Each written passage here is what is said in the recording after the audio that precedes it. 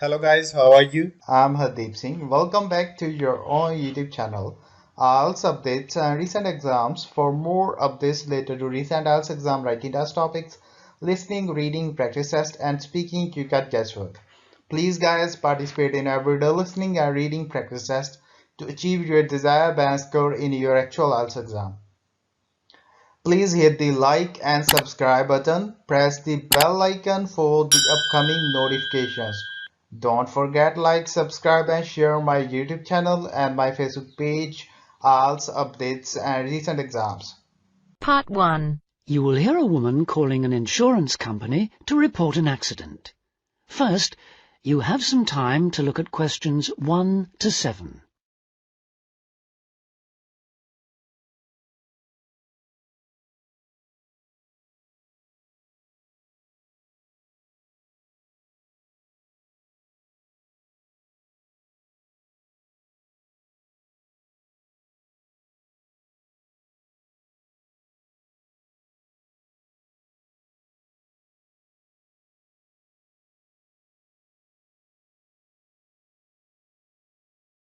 Rawlings Insurance. Good morning, can I help you? Oh, hello. I'm ringing to report an accident. A car accident? Yes. Just hold the line a moment, please. I'm putting you through to our motor insurance department. Hello? Hello? I understand you want to report an accident. Yes. My car's been damaged. Someone came out in front of me. Could I just check a few personal details before we go any further? Oh, yes, sorry. Your name, first of all. It's Elizabeth Rickard. Is that R-I-K-A-R-D? It's spelt with a C, not a K. Oh, okay. And your date of birth, please. It's the 8th of October, 1975. And lastly, I just need to check your address. Oh, actually, I moved house last month, so the street name's different. It's 60 Forest Road. I think you've got 22 Ash Avenue on your records. I have, so I'll just make a note of that. That's fine. And is that in the same town still, Callington?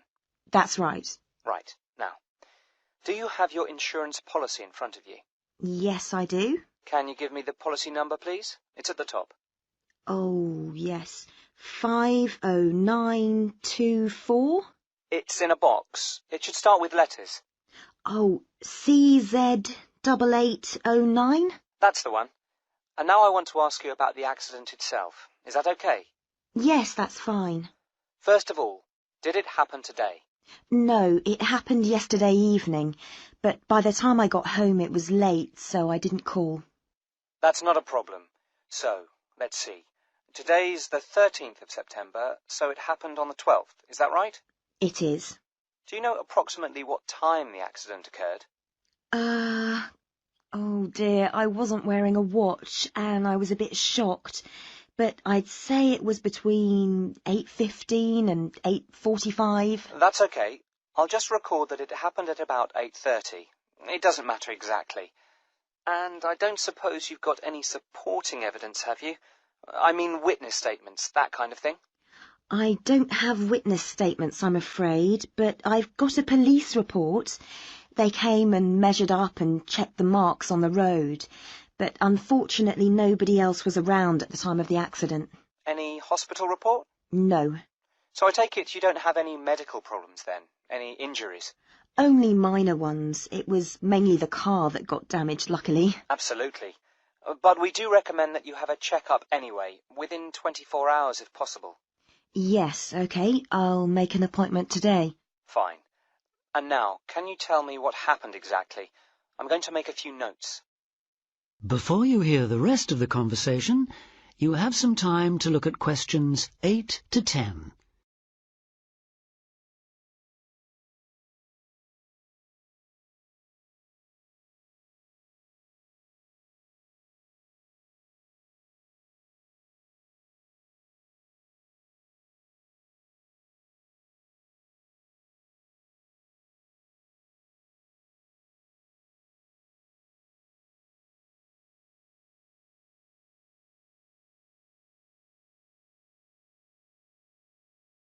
I was driving home from the swimming pool and I don't know Callington at all, so could you describe it for me?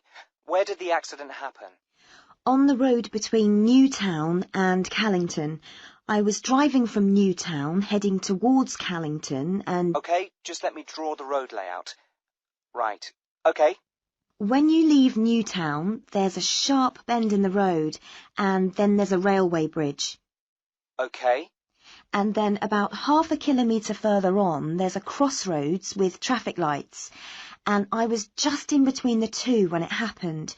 I wasn't going very fast. In fact, I definitely... So you'd already gone over the bridge?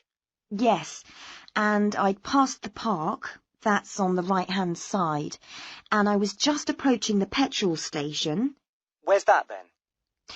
It's a bit further along, on the opposite side. So on your near side then? Yes.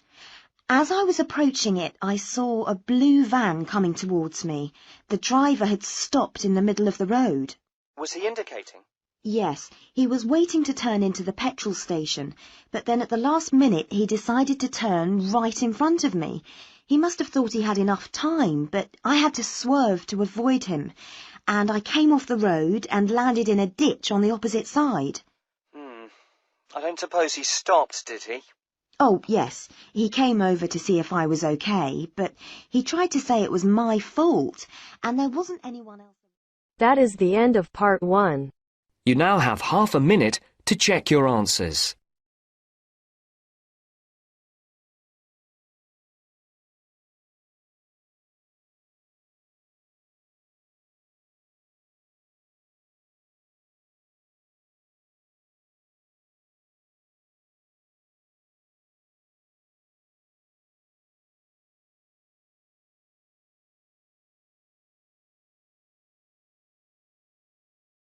Now turns to part 2. You will hear a woman talking on the radio about a project to conserve dormice in one area of the UK. First, you have some time to look at questions 11 to 14.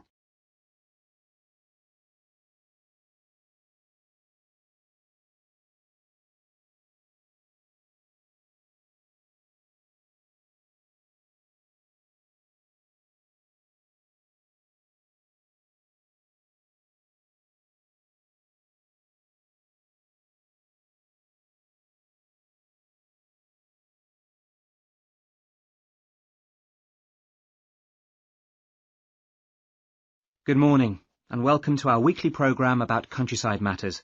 With me today I have Jackie Lammerton. Jackie works for the nature organisation Action for Wildlife, and she's appealing for volunteers for a project she's organising. So if you think you might be willing to help, please listen carefully. Jackie. Thank you. Yes, as you've just heard, I represent a charity called Action for Wildlife, which works to protect plants and animals. And I'm here today to talk about a project to save a type of mouse known as a dormouse. We can still find the dormouse in this area, but in the last few decades, the number of dormice has seriously declined, not just in this country but across the world. There are several reasons for this: loss of habitat, climate change, competition for food, and this area of the UK is now regarded as one of the last strongholds. So naturally, we want to help the creature to survive here as much as we can. The aim of the first stage of our project is simply to identify specific locations where dormice are still to be found and estimate the number we have here. So I'll just tell you a little bit about the creature in case you don't already know. The dormouse is a very attractive, very small mammal. It only weighs about the same as a couple of pound coins. It's bright golden in colour, and it has a thick furry tail and big black eyes. Now, you've probably all seen a picture of a dormouse, but you're very unlikely to have seen a real one because they're strictly nocturnal. Also, they hibernate from October to April, so it's not around at all for about half the year. So where is the dormouse to be found? Well, dormice need to be near a variety of trees and plants, so they can be sure of a continuous supply of food throughout the spring and summer. They feed on flowers, pollen, fruit, insects, ripe nuts, things that are available in turn as the summer progresses. Here in the UK, the dormouse is most likely to live in places like hedgerows or woods, or at the edges of farmland. So how do we find out exactly where dormice are? Well, as they're hard to spot, as I said, we have to use indirect methods. Instead of trying to see dormice themselves, we look for evidence of dormouse activity. Dormice eat hazelnuts, so we'll be looking for the shells that dormice have opened to get at the nut inside. A lot of wildlife species eat hazelnuts. It's not just dormice. But it's usually possible to tell which particular animal has opened a nut by looking at the marks on the shells. So now, for those of you who would like to help us carry out this survey, let me tell you exactly what to do. You'll need to get an identification sheet like this from us. Then you should spend time looking for hazelnut shells in the bottom of hedgerows or on the ground in woodlands. Before you hear the rest of the talk, you have some time to look at questions 15 to 20.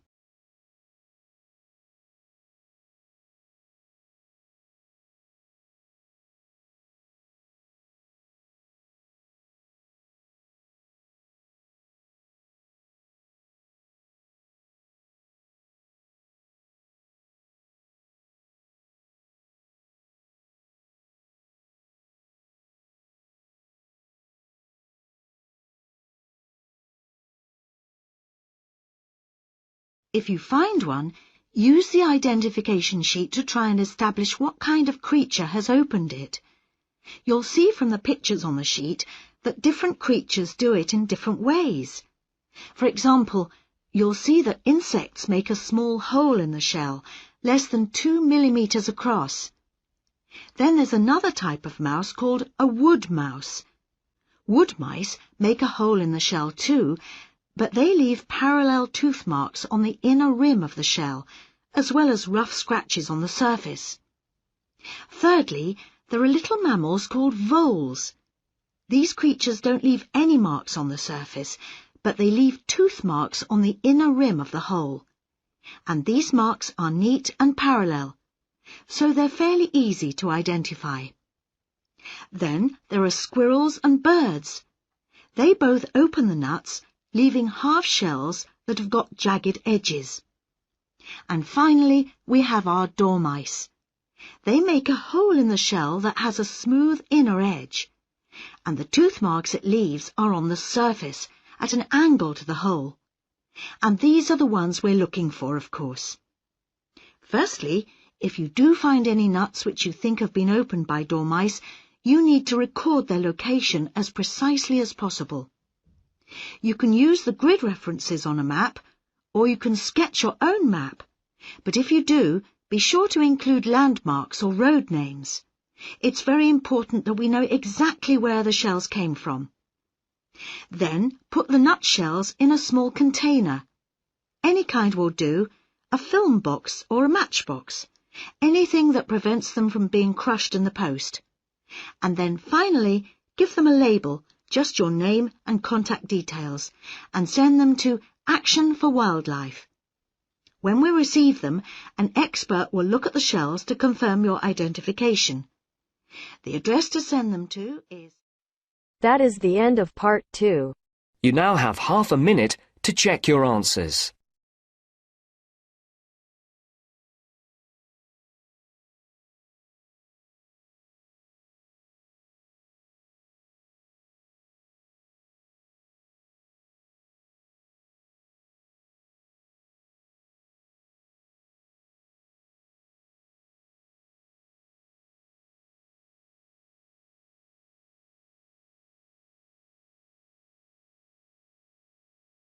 Now turns to part 3.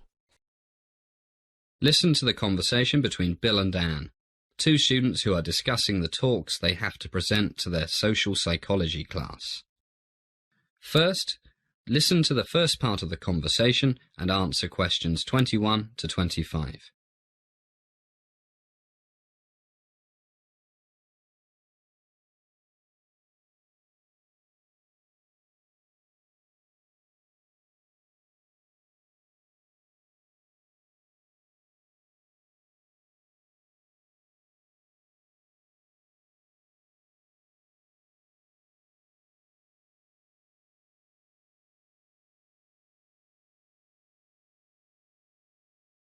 Hi, Anne. How's it going? I'm going mad. I haven't even started preparing my talk for tomorrow's political science class. Me neither. I've been so busy looking after my mum. She's still ill. Yeah. The doctor says I should get someone to do all her cooking and cleaning for another week or so, but we can't afford to employ someone to help her. The neighbours are all too busy. It's not that I'm too busy with my other classes. That's really tough. I've got no excuses for not being prepared. Too much time playing computer games. How many times have I told you? I know, but at least I've got a topic. Which is? Well, it's about an experiment in Los Angeles, I think, that I read about in social studies at high school. It's about how wearing a uniform can change people's personalities. This professor got a lot of his students to agree to take part in an experiment during the summer vacation, but he wouldn't tell them anything about it. As the conversation continues, answer questions 26 to 30.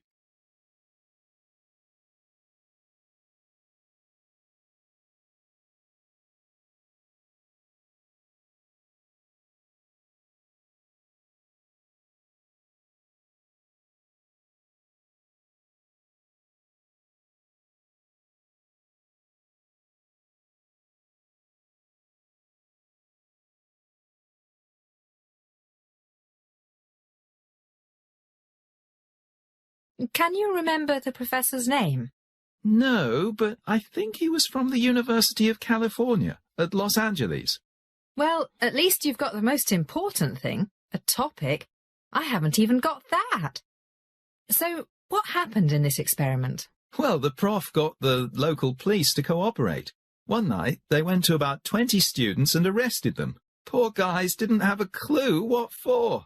And they didn't know it was the experiment they had volunteered for? They had no idea. And it had been weeks since they volunteered for the experiment. Anyway, the cops took them to a school building that had been made to look like the inside of a prison or a police station. Can't remember. It's not important. And what happened then? Did they get charged or something? Don't know. They must have been told something, but that's not the main thing. Which was? Well, what they didn't know was that about 8 other students were waiting at the police station, or whatever it was, dressed up as prison guards. Hey, now I think I read about that ages ago. The experiment took place in the early 70s, and the students dressed as prison guards were told to act like prison guards. I've just thought of something. Did the arrested students know the other students? I don't know. I wouldn't have thought so. No, different schools, because otherwise the ones who thought they'd been arrested might have realised it was the experiment they had signed up for. Guess you're right. But then what happened? Remember? Yeah, the guards really got into it and started treating the other guys like they see on the movies, making them do press-ups, cutting their hair really short, not letting them sleep. A real power trip. The poor guys were terrified. Yeah. The experiment was supposed to last for a week, but things got out of control, remember? The guys who thought they were prisoners, not guards, started having nervous breakdowns. Hey, look at the time. I gotta go. At least you've got something to talk about. How role-playing can get real, especially when we put uniforms on. Yeah, and the students were normal, nice guys. Who didn't waste time with computer games. That is the end of part 3. You now have half a minute to check your answers.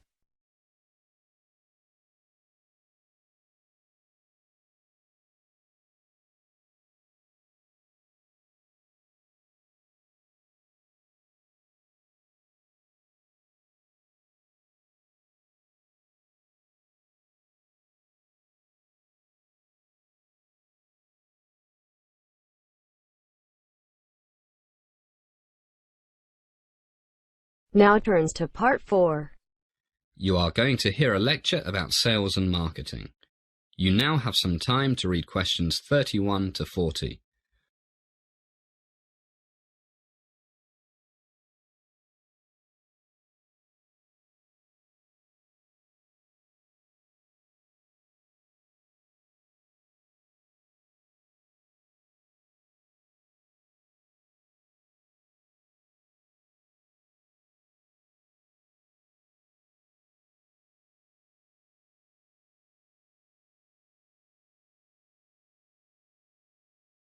Good evening, and welcome to the second class of our Sales and Marketing course.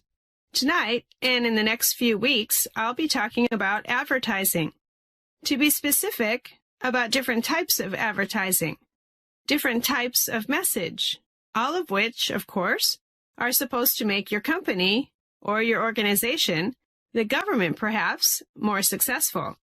Now, please note that I'm not, at this stage, going to talk about advertising media.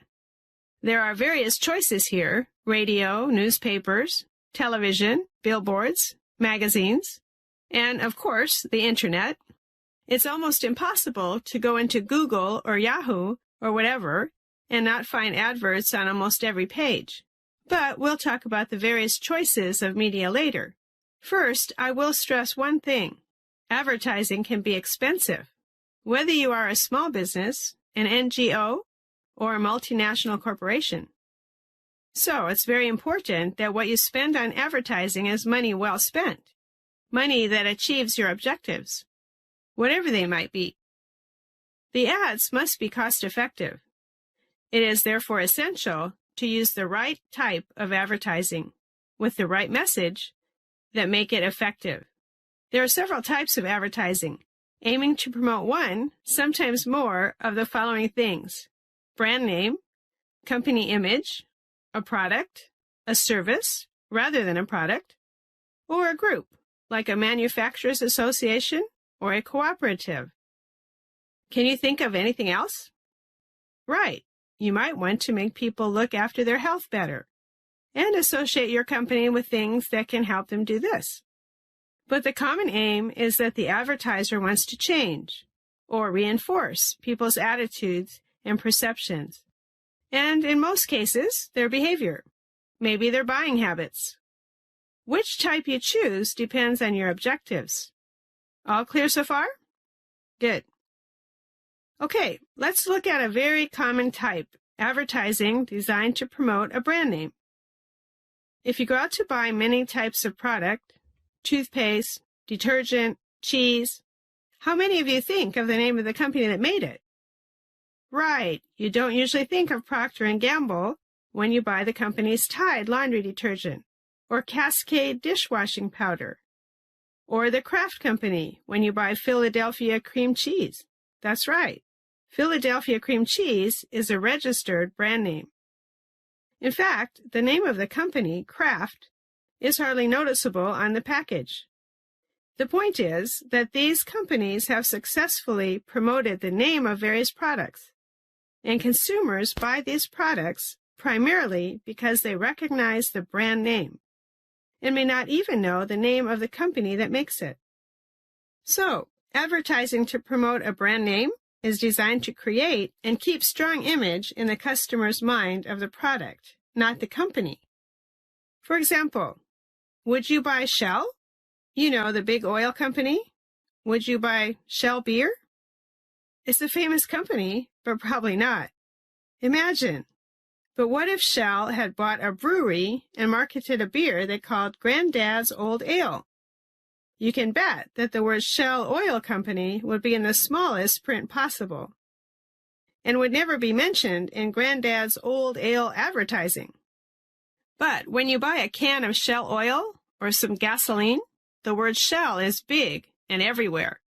So, there's nothing better than a good brand name. Now, let's look at another type of advertising. Advertising that is designed to promote a company image. Imagine you've started a new company. You might want to start by getting the company name known first, before you worry about advertising your products and services. One company that did this was in San Francisco, the San Fran Video Store. The managers decided to promote the company name rather than promote the videos they rented out. They put small ads in local newspapers that simply said, San Fran Video Store, a great selection of movies. And they also had people handing out little cards with the same message on them, plus a list of the store locations. So they didn't spend a fortune on advertising. They put most of their money into making sure they had a great selection of movies. And it worked. They started with 4 stores in 1995, and now they have, at last count, 27. Now, can you think of examples of companies advertising both a product and the company name in the same advert?